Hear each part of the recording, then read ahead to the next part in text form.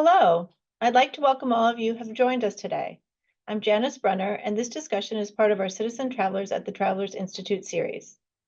For those who aren't yet familiar, Citizen Travelers is our nonpartisan civic engagement initiative.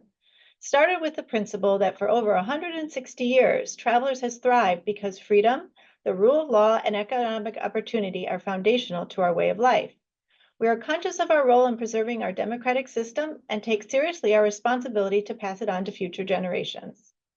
One of our amazing partners in this endeavor is the National Constitution Center, which brings together people of all ages and perspectives across America and around the world to learn about, debate, and celebrate the U.S. Constitution.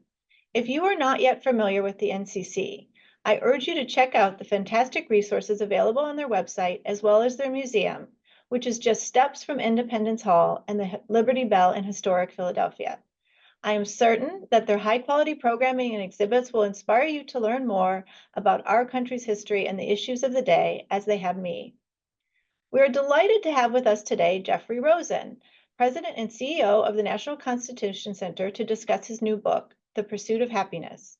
The book is a fascinating read that explores what the founders really meant when they defined the pursuit of happiness as an inalienable right. I loved that by exploring the meaning of the pursuit of happiness through the lens of the founders, the book outlines a path for not just being a good person, but also a good citizen. What's more, I wish I had this book when I was in school, as I feel like it does a wonderful job of taking the reader through an amazing amount of history and classical literature in such a delightful and relatable way that it makes it all seem so very current. There are some beautiful passages in this book that reminded me how timeless the work of the ancient philosopher is and inspired me to delve further into the reading list at the back of the book. With that, I would like to formally introduce you to Jeffrey Rosen and tell you a little bit more about him. As I mentioned, Jeffrey is the president and CEO of the National Constitution Center, where he hosts We the People, a weekly podcast featuring constitutional debates. He is also a professor of law at the George Washington University Law School and a contributing editor of The Atlantic. He was previously the legal affairs editor of The New Republic and a staff writer for The New Yorker.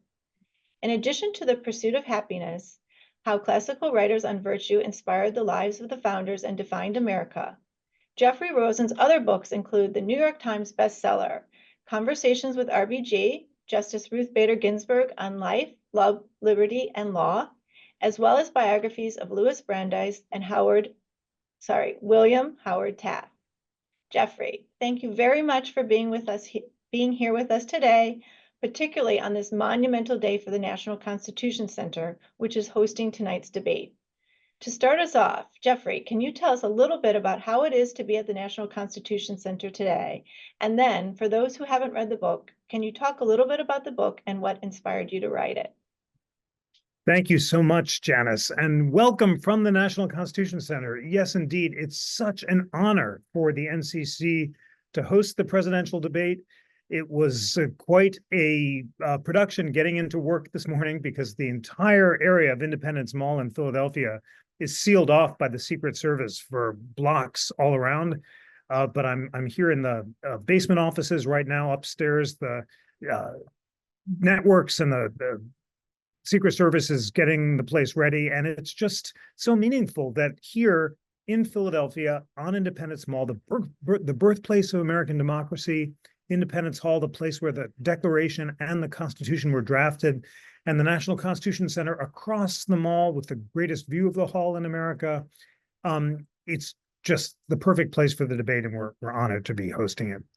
And Janice, thank you very much for the nice words about the book. I'm so glad you found it meaningful.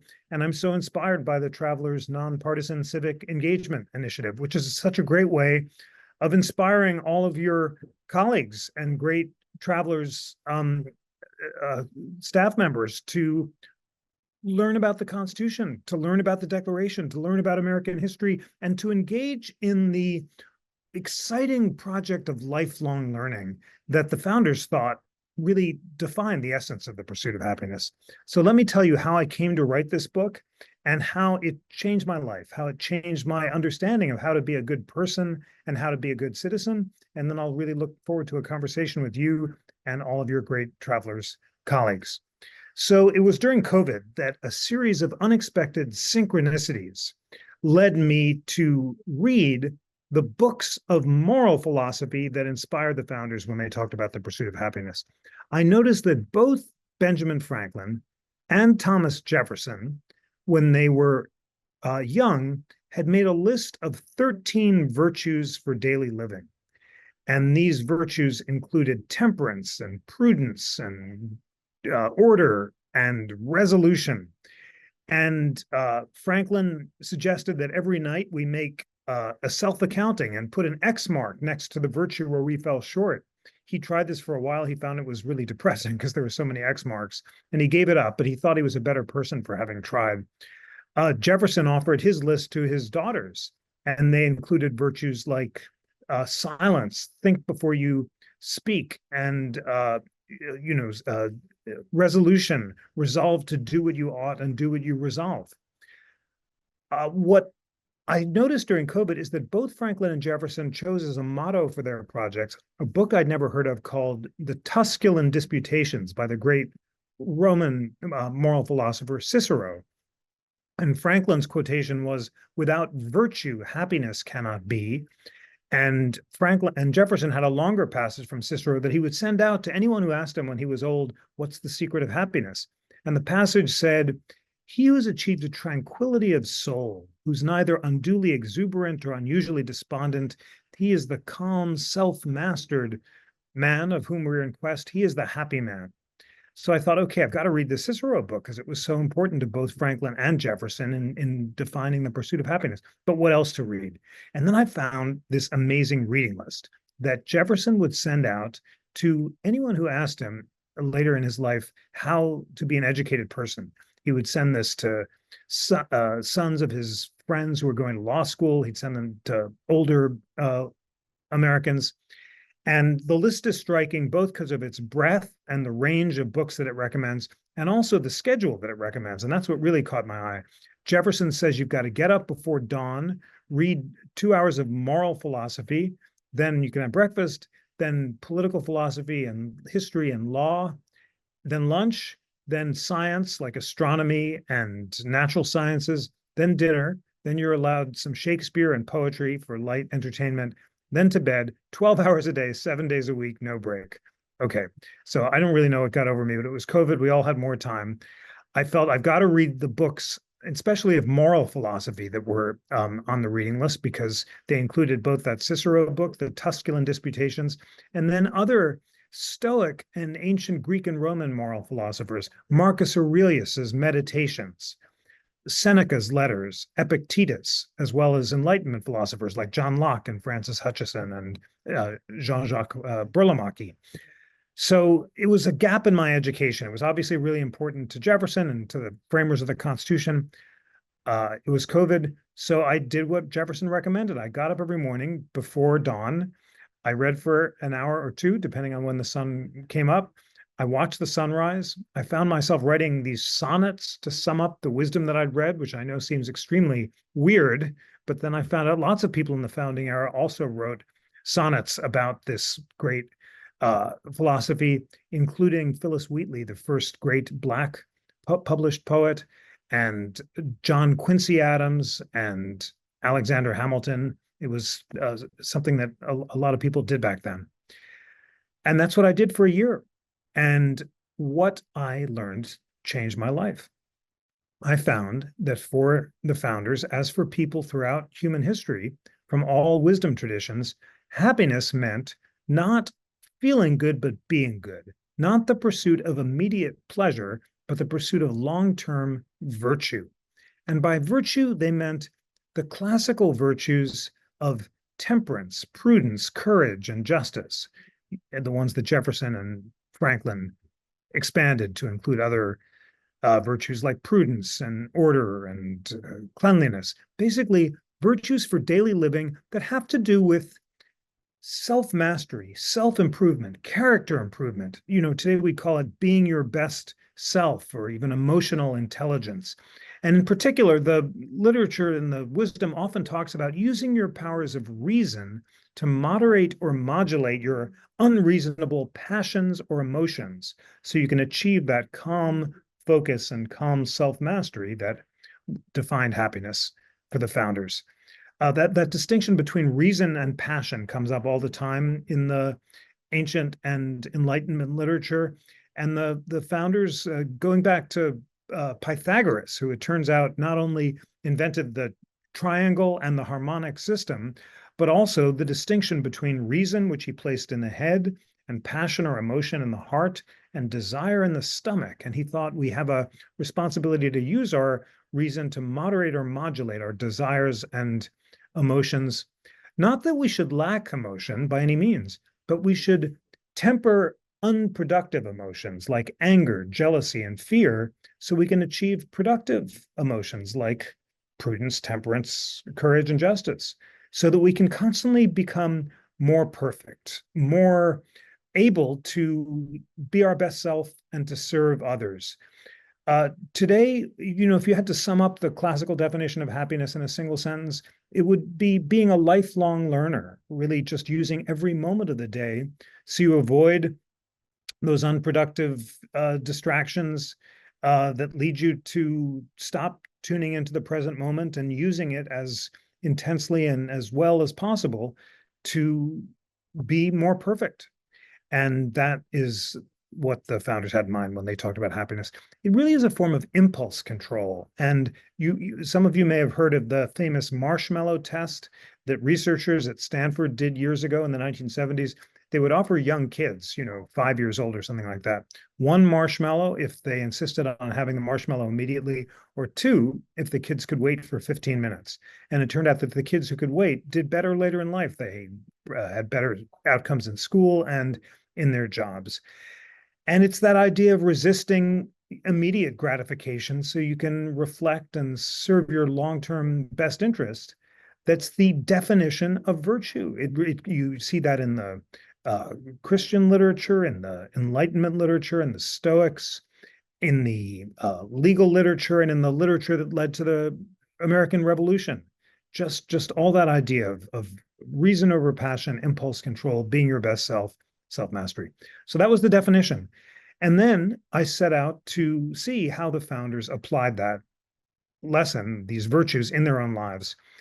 And the book is really a series of portraits of the founders to tell their stories and show how they did and didn't live up to their ideals. And the stories are often extraordinarily inspiring. Some are tragic, some are striking, but they're all surprising. And the most surprising thing is how constantly the founders talked about their efforts to master their anxieties, to be better people. They were candid when they fell short of their ideals, and some of them recognized their hypocrisies, but they're very self-aware in this lifelong project of moral perfection, because that's really what it was. They felt that they had a responsibility and a duty to become as perfect as possible. So let me just tell you a few stories, and then we can have a conversation about all this. John Adams and Abigail Adams are a great example of this because they actually dated using this Pythagorean system of self-accounting. They read Pythagoras. He has something called the Golden Verses, where he recommends that every night before bed, you've got to account for your virtues. And Adams and Abigail decided to make a listing of each other's faults, which is not a great dating strategy and can be kind of risky when you're meeting someone for the first time. But that's what they did. And Abigail is quite generous about John's fault. She says, well, you're so brilliant that some people find you intellectually intimidating. And he says, okay, well, your faults are that you should practice the piano more and read more, plus you're pigeon-toed. And she takes this with great good humor and says, I'll try to read more and practice more, but a gentleman shouldn't comment on a lady's posture.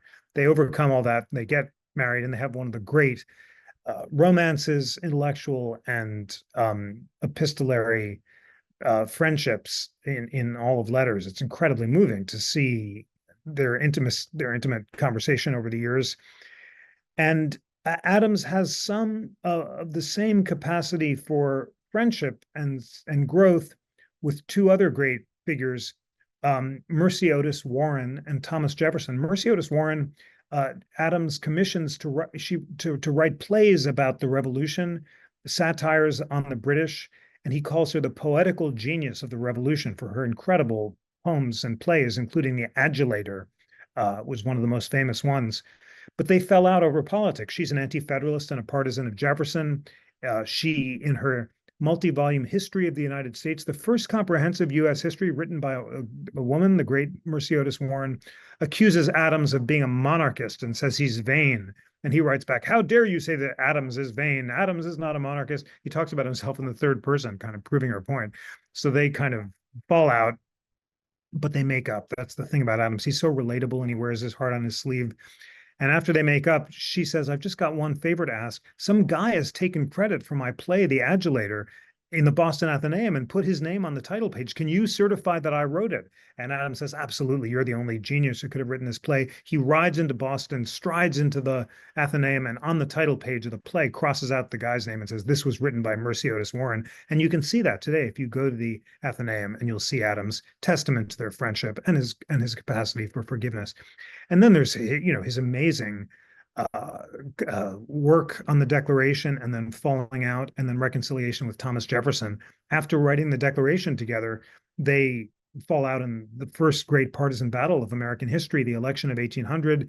Jefferson narrowly defeats Adams, and the first political parties are formed in their names. The country almost rends apart in civil war.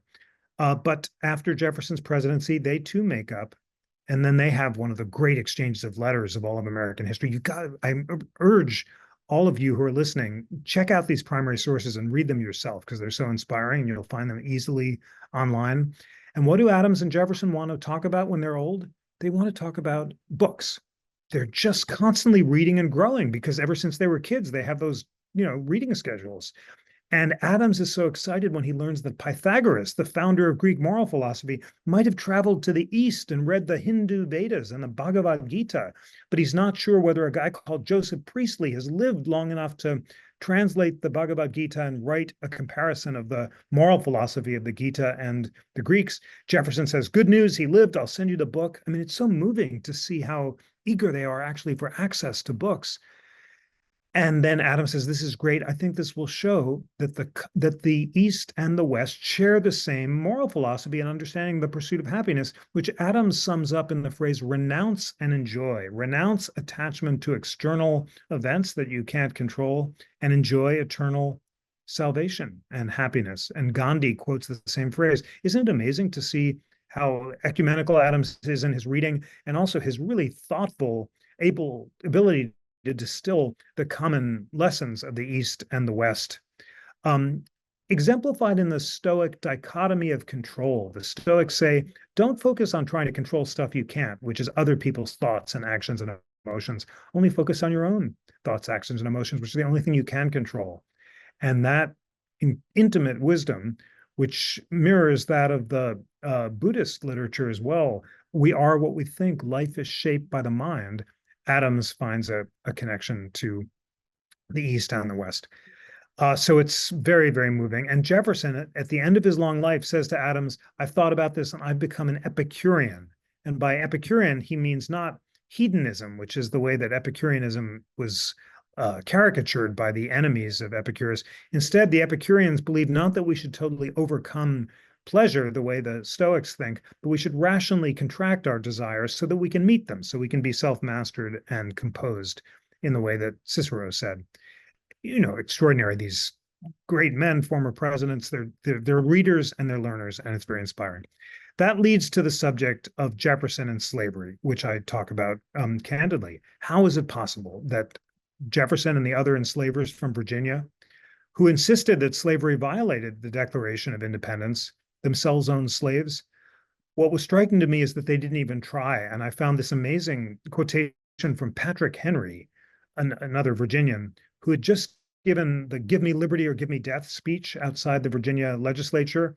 And he said, "Is it not amazing that I myself, who believe that slavery violates the Bible and natural law, myself own slaves? I will not justify it. I won't attempt to. It's simple avarice or greed I can't do with the inconvenience of living without it." Wow, I mean, it's a shocking quotation, but it's also a deep moment of candor and self-awareness. He knew it was wrong, but he liked the lifestyle and didn't want to give it up. And all of the enslavers from Virginia were the same in that generation. None tried to justify slavery as a positive good, as some of the next generation before the Civil War did. They thought it was immoral, deeply wrong. Jefferson said, I tremble for my country when I think God is just. He expected divine retribution for it, but they liked the lifestyle and didn't want to give it up. They didn't want to inconvenience themselves. And it's really striking that they put it in those classical terms of avarice or greed, as opposed to industry and self-mastery and extending the blessings of liberty to all. So that's Jefferson. And, important to acknowledge that in this crucial respect, he fell so dramatically short of his ideals. Contrast Jefferson with the great George Washington. And why, if Jefferson becomes smaller on close examination, Washington is greater. And his power is his self-mastery, his ability to control his temper. He had a fierce temper, which Ron Chernow, in his great Washington biography, which I also recommend to you, thinks he might have got from his mom, who was hypercritical, and Martha Washington was always nagging him. So to kind of control himself, he learned to have this granite imperturbability and would never show emotion. The few times when he lost his temper in public are famous because people had so rarely seen him unmastered.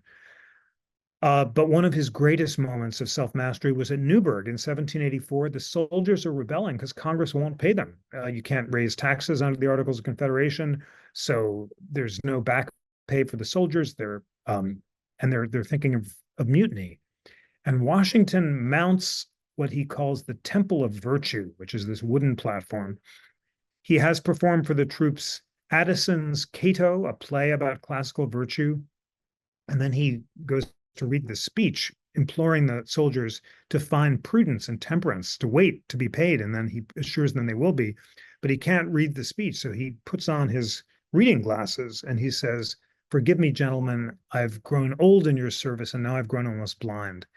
And the soldiers weep. They've never seen the great Washington confess weakness before. But this remarkable, self-mastered but also candid confession of his own frailties makes him appear all the greater. And it's the key to Washington's towering moral authority. It's what makes him the central figure at the Constitutional Convention, which wouldn't have happened if he didn't show up. The fact that he was there and everyone knew that he would be the first president is what made the convention work.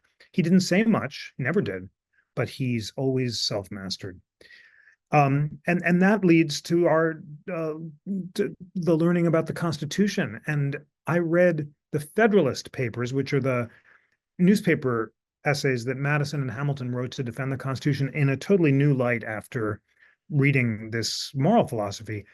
The Federalist Papers are a manual for public happiness, and they tell citizens how to keep the republic. And this is really important for all of our civic engagement work and our thinking about ourselves as citizens. And I thought about myself as a citizen in a different light.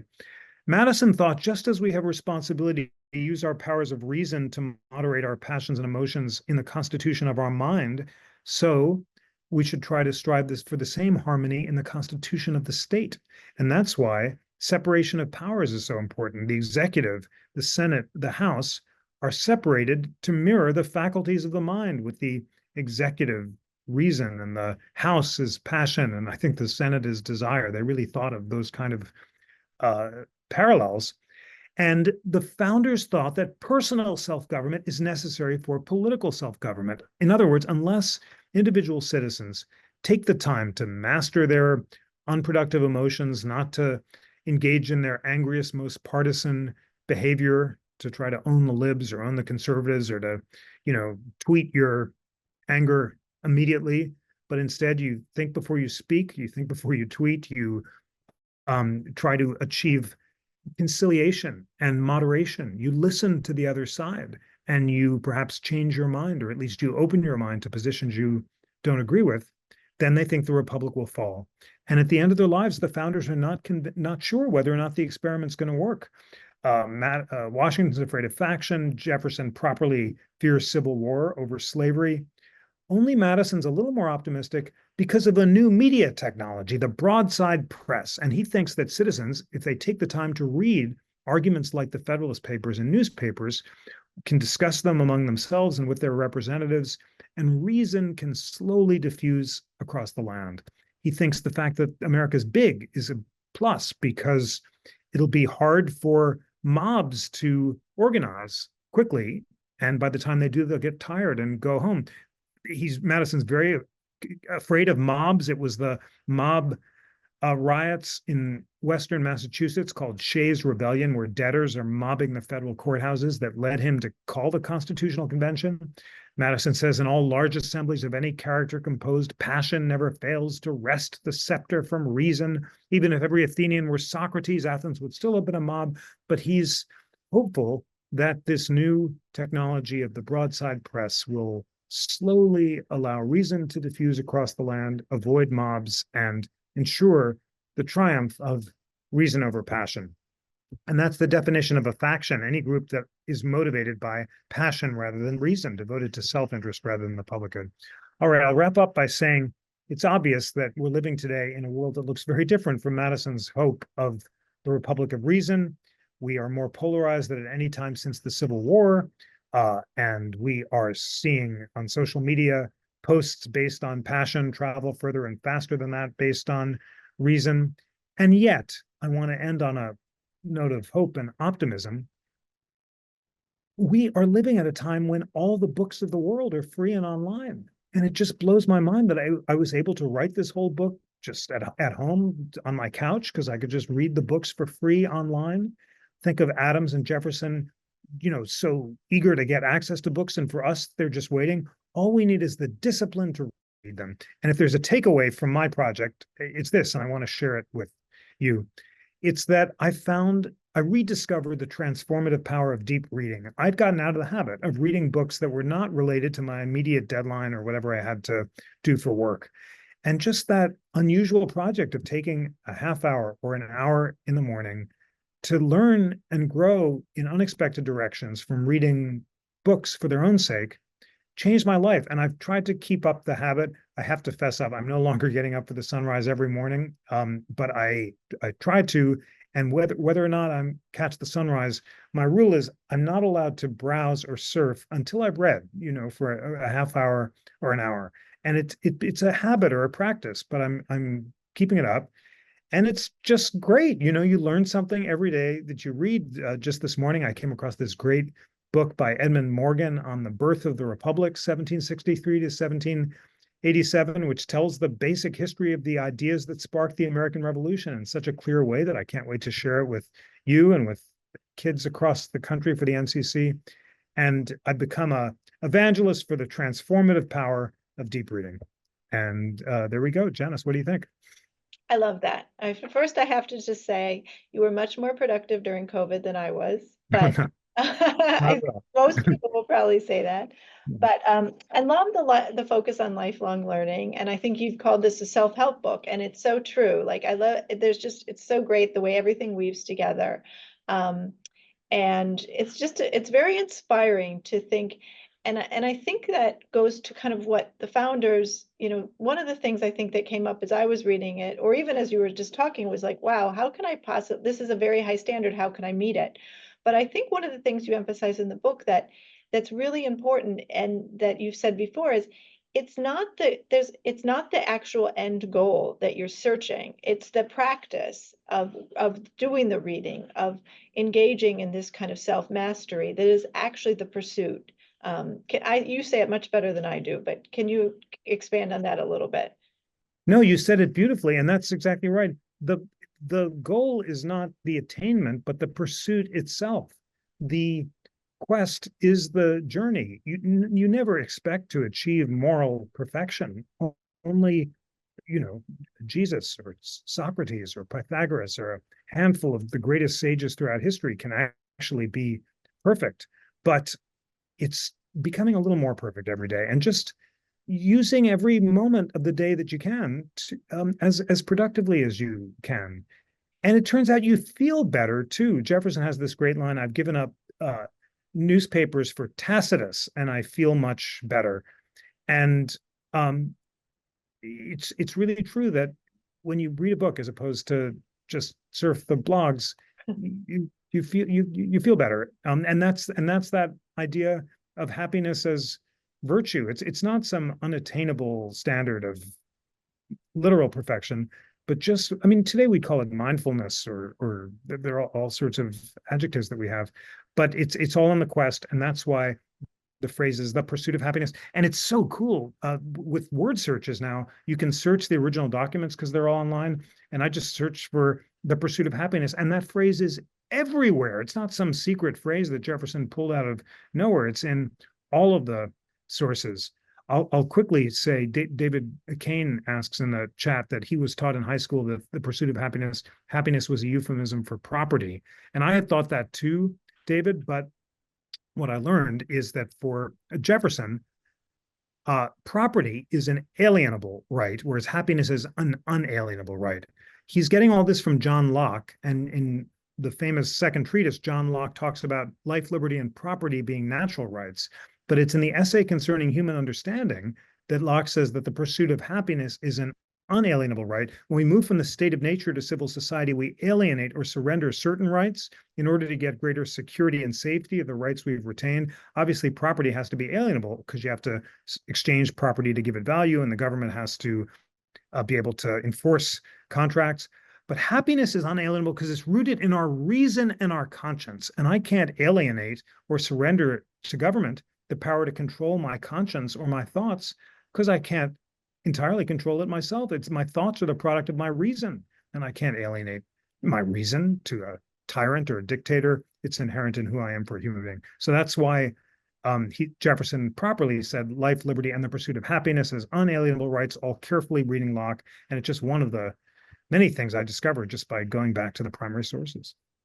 That's amazing. I think going back to the primary sources is a great piece of advice, which is so hard to do today. I mean, we've become kind of stuck in this cycle of the quick click and the quick, and I think that's part of this concern that a lot of people have about social media and misinformation.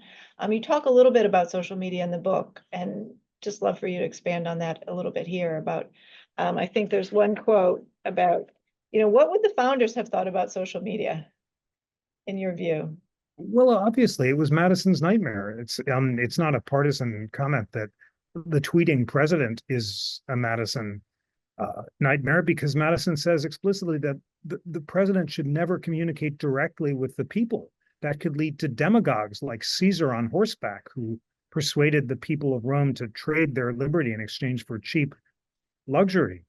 And I quoted that amazing passage where he is talking about the new technology of the broadside press, and he imagines a class of enlightened journalists and statesmen he calls the literati will help citizens read the primary sources, sum up the arguments, provoke thoughtful discussions, and will allow reason to prevail. And that's obviously the opposite of the world of Instagram and X or whatever it's called, just because the whole business model of social media is the opposite. It's enrage to engage, whereas the virtues are all, cool and temper and have second thoughts and be prudent and so forth. So that's why it's so important, I think, just to have self-regulating habits. It's an addiction. I'll just speak for myself. I'm can be addicted to these screens, just constantly checking email, checking the blogs, checking social media, just setting aside some time in the day. And for me, I'm not allowed to check until I've done my reading. Has been really helpful. I think that's great. I've started deleting a couple of my apps until the weekends, which is, it's amazing how how productive you can be when you're not doing the scroll. So it's just like you said, and sometimes even just taking a breath, right? Just these ideas are, like this is the first time I've heard in a while some of the virtues kind of enumerated, temperance, humility, industry, frugality, sincerity, tranquility. Like those words aren't in common parlance today. And how has it been? I know you've done a lot of book tours. You've been across the country talking to people about the book and its principles. What's been the response, and what have you learned from those meetings? The response has been incredibly moving. A lot of folks have shared their own morning reading journeys. We're all addicted to these devices. Everyone knows it. So people share their stories and their efforts to carve aside time for deep reading, for prayer, for creative work. I've had some really moving experiences. A guy in Elkhart, Indiana, reached out, and uh, he persuaded 1,000 people in Elkhart to sign up for an over 50s club of lifelong learners he calls the Owls. And 500 of them met in the local church. And he and I talked about the pursuit of happiness, and we had a conversation about it. And there's such a hunger in America for lifelong learning, free from partisanship. You know, we don't talk about politics, but just to learn about history, and people share their stories after. A similar experience in Cooksville, Tennessee, in the local church, where the citizens in the church, working with the local bookstore, made an altar of Franklin's 13 virtues, prudence and temperance, and put them all up there. And we had another discussion. And, you know, everyone's got their own story, but we're all seekers and learners. And there is such a hunger for rising above all the noise and the distraction and the partisanship. And it's just moving. People are also just writing from around the country and saying how they were inspired by various founders to try to be better, and what those examples meant to them. So it's the most meaningful book I've written as a result, and it's just wonderful to be able to connect to learners and readers across the country. I think that's great. I mean, one of the things I think that comes up a lot, you know, when you get into when you talk about civics, or when you talk about within the civic engagement circles, so to speak, is what binds us together versus, you know, in this country. And really, what is something that unites us is this founding, and the Constitution. And so the fact that people are kind of across the country are coming out to engage in understanding, what does the Constitution say? What did the founders think when they wrote it? And, you know, acknowledging obviously that nothing is perfect, but that, you know, that is something that I think we can all do together. One of the things that we're looking forward to, which I know we talked about on the pre-call, is the America's 250, which in 2026, you know, this celebration of who we are as a nation. I know that I'm sure the National Constitution Center it has a lot in the works, but to me, that this book is kind of a precursor to that, in a way, and that's why I think it's so valuable. Well, it is a really important time, as you say, to learn about our founding principles, which do continue to unite us. And we're doing some great stuff for America's 250. So first of all, on Constitution Day next week, we're launching a new Constitution 101 course with Khan Academy. You know, Khan, they're the leading provider of math and science videos for kids. This is their first civics project, and the NCC and Khan have done it together. And it's amazing. We've just brought the greatest constitutional scholars and historians in America from all perspectives, liberal and conservative, to teach high school kids the Constitution for free. And travelers, friends who are watching, check it out. It'll be live on the Khan website and on ours. And I learned so much from these brilliant minds, and I know you will too. And I think you'll enjoy it because it's so exciting to learn about the Constitution. And then we're going to create a new civic toolkit with the core principles of the Declaration of Independence and the Constitution: liberty, equality, democracy, separation of powers, federalism, and natural rights, with links to the primary sources, which are so important, and videos with great scholars and materials for discussion, so that I would love it if lifelong learners across the country organize discussions in their own community about what these ideals mean to you. And, you know, what are the grounds for debate? The point isn't to agree about what liberty and equality and democracy mean, but to learn about the big areas of debate over time. And my next book, which will be out in time for 2026, is how the battle between Hamilton and Jefferson has defined all of American history. And it's amazing, as they're like golden and silver threads that kind of frame all of our great debates. And their initial battles between national power and states' rights, and democracy versus rule by elites, and liberal versus strict construction of the Constitution, turns out to define our political parties from the beginning, as well as our economic, intellectual, and constitutional debates. So it's been really exciting to trace that through American history. And that's just one of the kind of materials that we'll be putting on the Civic Toolkit and trying to share across America. That's amazing. I wonder, how do we kind of come back to one of the things I think about the founders, and you know so much about this, they were great debaters, right? So they were able to debate with I mean, even just the fact that they even came up with all of this, right? Like there was some monster debates to get to where to get to the final outcome, right? And how did they do it and still come together at the end? And do it in a respectful way to get to the end result. I don't know if you've learned any. I mean, I guess it's the virtues, right? They all practice the virtues ultimately, but I'd love it if you'd speak to that a little bit. Yes, I mean, of course, debate was at the essence of the Constitutional Convention, and the delegates are motivated by this common fear of mob violence and Shays' Rebellion, but they disagree very strongly about basic principles of government, in particular, this big division between national power and states' rights. How do you create a government strong enough to achieve common purposes, to pay the war debts, and to achieve security, but also constrained enough to protect liberty? And that's the Hamilton-Jefferson battle. Jefferson sees an antithesis between liberty and power and is so afraid of concentrated, centralized government that he wants to have local government at the smallest level so that you can have pure democracy on farms, which is why he's totally agrarian. And Hamilton thinks that a strong central government is necessary to achieve public credit, to have a flourishing economy, and wants to structure the whole Federalist Party around the need to give confidence to government in order to achieve common purposes. And that just continues through the foundation of the political parties ever since, as well as these other really important debates that I mentioned about who should have power, the urban and financial interests or the agrarian and rural interests, or how much democracy should we have? Should it be direct and pure democracy, or should it be filtered and have rule by elites? The point is that these are legitimate debates, far from being a sign of dysfunction.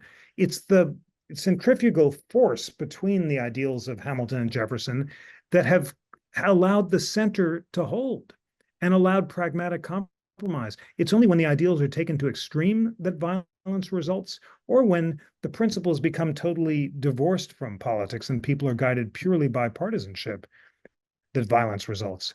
And violence is present throughout American history, both obviously in the Civil War, but in the insurrections at the time of the founding and after the Civil War, the resistance to Reconstruction and the Civil Rights Movement and labor unrest. It's not always a feel-good story, but what is so inspiring is the fact that the debates and ultimately the Constitution structures all of these struggles, and that over time, the arc of justice does bend upward, as Martin Luther King said, and the ideals of the Declaration and the Constitution have prevailed.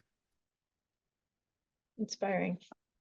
I have so much more to learn after this conversation, but I'm inspired that I have a method to do it by reading the book. So I would love to do some audience questions. We have a few that were submitted in advance that we can start with, and then I know there's many in the chat so feel free. I mean, that you can see as well. Unfortunately we won't get to all of them, but we can try. The first one I wanted to ask, because I thought this was an interesting question, and you touched on it a little bit. How did the founders' idea of happiness compare with Buddhist and Hindu ideas of happiness, and which is the aim of these religions? I just love that question. And I found it extraordinarily exciting that John Adams, of all people, noticed the connection between Pythagoras and the Bhagavad Gita, because Ralph Waldo Emerson noted it as well. And I noticed it when I read the Bhagavad Gita. The Gita does say that phrase, renounce and enjoy, that Gandhi used to quote, is like the Stoic dichotomy of control. Renounce the attempt to control external events or other people's thoughts and emotions, and enjoy eternal bliss. And that is the connection. That's why Adams was so eager to see whether Pythagoras actually traveled to the East. Now, it turns out it's probably a legend. He didn't actually travel there, but he may well have read the Gita, and whether he read it or not, the lesson is centrally the same. And it's very ecumenical. And then Adams sums up his mature spirituality in a phrase that he attributes to the hymn of Cleanthe, which is love God and all his creatures, rejoice in all things, which sounds very much like the Gita and the Dhammapada as well. It's just because they're so learned and they're so intellectually curious and they're spiritual questers too. It's really important that the pursuit of happiness is a spiritual quest. It was for the Stoics and the Greek philosophers who saw us as having not only a right but a duty to align with the divine harmonies of the universe. And that's exactly the same way that the Eastern traditions phrased it too. So there's something really ecumenical about it and exciting to see those connections. That's great. That's great. I think, this so nice to go back to this idea of lifelong learning, which the second question I have is from, it says the pursuit of happiness, and I think we touched on this a little bit, but it says the pursuit of happiness when written in the Declaration did not include everyone. How do we ensure that it does today? The central shame of American history were the initial compromises over slavery. What's so striking, though, is to see that enslaved people and excluded people throughout history have always invoked the Declaration and urged America to live up to its best ideals. You see this with David Walker and Prince Hall during the founding era. David Walker invokes the Declaration and calls on Jefferson not to be a hypocrite. He said, you wrote in the Declaration, all men are created equal, and you yourself own slaves, make real the promise of the Declaration. And then we see Frederick Douglass, the great Frederick Douglass, who just towering, inspiring genius, who had initially thought that the Constitution was a pro-slavery document, but then reads Madison's notes, which are published in 1840, which reveal that Madison had refused to admit into the Constitution the idea of property in men. And Douglass then decides it's a glorious liberty document, and it's a libel on the framers to say that they were trying to enshrine slavery. And once again, invoking the Declaration, he calls on America to live up to its best self. So did the women at Seneca Falls in 1848 in their Declaration of Sentiments, quoting the Declaration. So do immigrant groups and other previously excluded groups, labor groups and populist groups throughout American history. And then, of course, there's King on the Mall saying that the Declaration is a promissory note and it's now time to make it a reality. So this is our story. It's everyone's story, regardless of where you come from or your race or ethnicity or gender. Justice Ginsburg used to use a phrase that the Constitution is always becoming more embracive. And when I asked her what she meant by that beautiful word, she said, embracing the left out people, not just grudgingly, but with open arms. Beautiful phrase. And that's been the story of American history for all the blood and the riots and the violence and the compromises. It is an uplifting story of a more embracive Constitution and an ever more expansive conception of we the people. That's very beautiful. Thank you for that. The next question we have is, how should or could this topic be incorporated into our educational system, perhaps in a broader course on happiness? We're trying some exciting projects at the Constitution Center, including, we're going to launch a podcast series on the virtues and the founders that we hope will be for adult learners. And then we're working with partners like Arizona State University to create a free online course. And my instinct, and of course, we're just trying it out and would love suggestions from listeners who have ideas, but is to focus on particular founders and particular virtues, just because the best way to learn about history is through stories. And when you see how people have applied it in their lives or not, it's a really engaging way to go.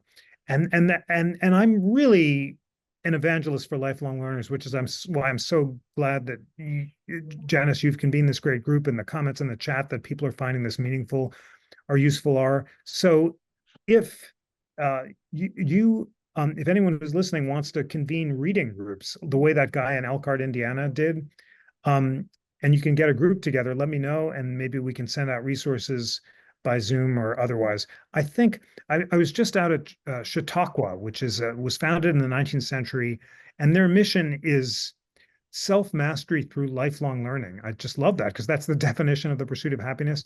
And in the 19th century, groups of citizens, they would call them Chautauqua groups, would get together and have these reading groups for lifelong learning. So at the NCC, we're trying to create an easy to use curriculum of discussion questions and so forth that might help people adapt this material, and suggestions welcome. That's great. I hope people will take, please, anyone who has suggestions, either if you don't have them now, you can always send them to citizentravelers@travelers.com, and we'll make sure that Jeffrey gets them. Because I think that's a great idea. I mean, this whole exercise of Citizen Travelers, I think one of our main pillars is learning, right? And that the more you learn, the better informed you are to make decisions, to become an active citizen, and also not to, again, we talk about misinformation, but it's much easier not to fall for the click or the tweet or not the blog or whatever.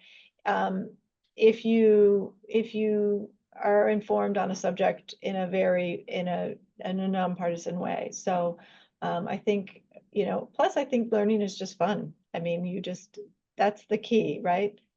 That's the key. I mean, it's true, you have a civic responsibility, a duty is the sort of stern word that I use, and no one wants to eat their spinach and be told they have a duty to educate themselves, although we do, but it's fun and it feels and it ultimately it feels good. That's the brilliance of the wisdom.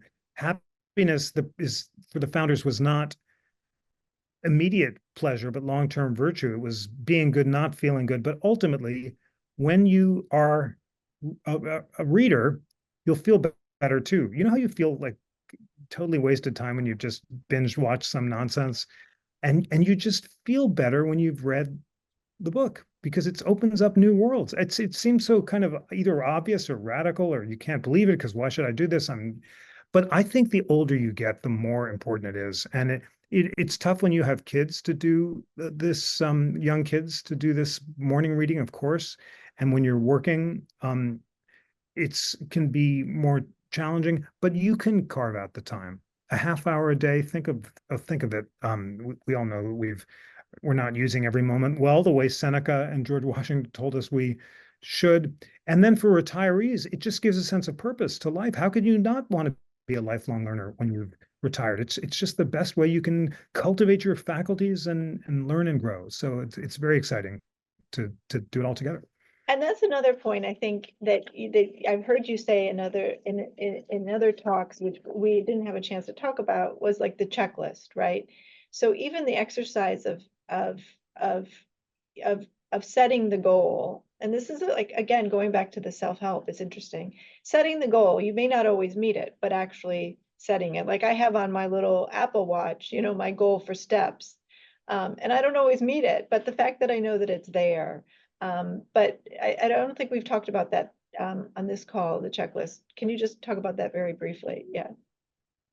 Yes, the Franklin checklist. I actually tried this years ago, not knowing it came from Franklin. A rabbi in Washington, D.C. recommended that a friend and I try basically a Hebrew version of Franklin's 13 virtues. There's a Hasidic rabbi in the 18th century who loved Franklin and translated the virtues into Hebrew. So not knowing it came from Franklin, we tried it. It's called Musar, or character improvement.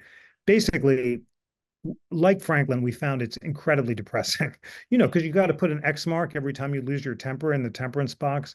And, if you're like me, you have a lot of X marks every night. So I think we've thought it, like Franklin, thought it was useful for having tried because it makes you more self-aware. It just makes you mindful.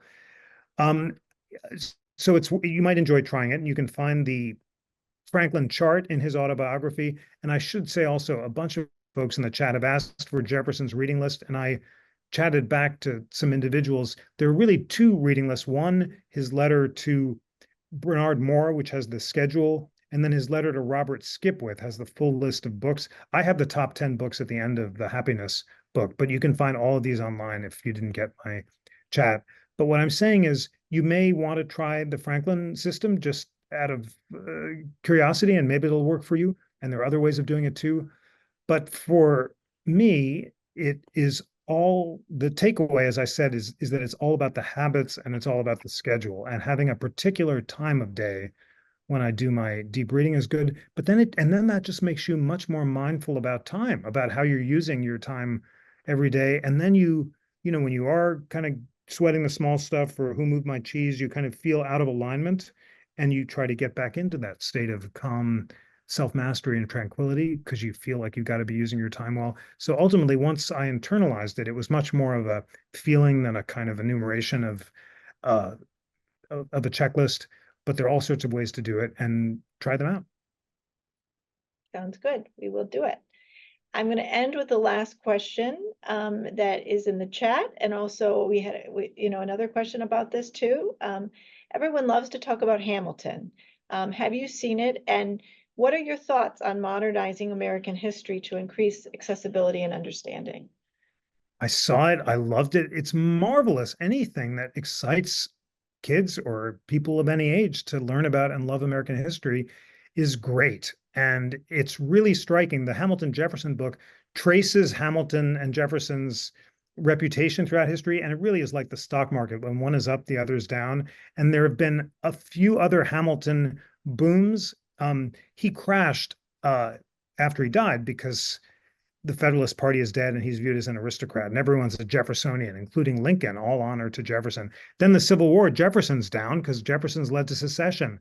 And there's a Hamilton boom in the Gilded Age that culminates in this bestseller by a woman named Gertrude Atherton, who writes this adventure novel about Hamilton, which is like the Hamilton musical of his day. And he is embraced by everyone and by all the Republican presidents like Coolidge and Harding. Then the stock market crash comes and Hamilton crashes. FDR resurrects Jefferson with kind of chutzpah is the only word for it. Although Jefferson's Mr. Limited Government, FDR reincarnates him as the prophet of democracy and builds the Jefferson Memorial and puts his name on the nickel and can't have enough Jefferson. And then the evidence of Jefferson and Sally Hemings comes out. It's proved by DNA in 1998, and Jefferson crashes. And then comes the musical, and Obama debuts the musical at a White House poetry jam in 2003, 7 years before the musical opens or thereabouts, and invokes Hamilton to justify healthcare reform. So what I'm suggesting is there's some connection between the politics of the time and who's up and who's down, but pop culture has had a huge amount to do with it throughout history. And I say, hooray for the Hamilton musical. That's a great note to leave on. Thank you so much. You have definitely contributed to our lifelong learning today and inspired us to keep going. So we can't thank you enough for being here with us today, and good luck with the debate tonight. I hope everybody will watch and continue their lifelong learning of being an informed citizen. So, and with any luck, we'd love to have you come back as well. We're waiting anxiously for your next book. So thank you. It would be an honor to come back. Thanks to everyone in the chat for the great engaged questions, and really look forward to returning. Janet, thank you so much for convening this great group, and everyone, happy reading, happy learning. Thanks.